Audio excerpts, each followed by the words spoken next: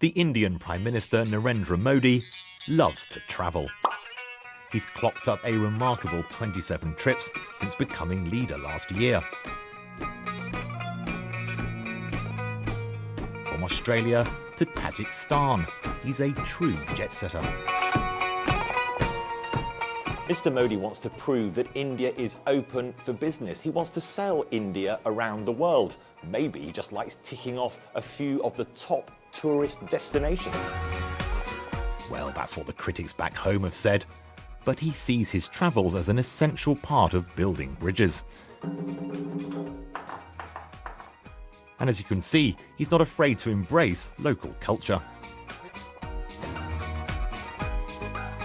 But with India's growing economic power, world leaders are keen to see him.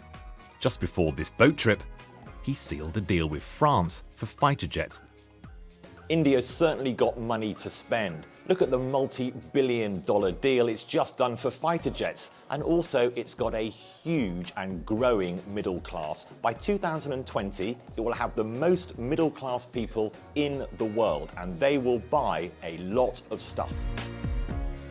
And despite a rivalry with China to become an economic superpower, he's tried to make connections there as well.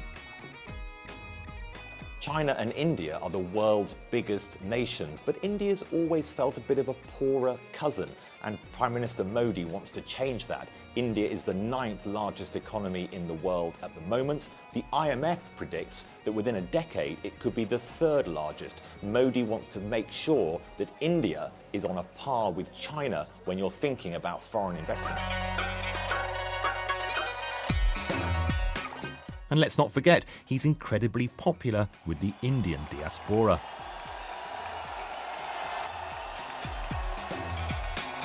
Bharat Mata ki.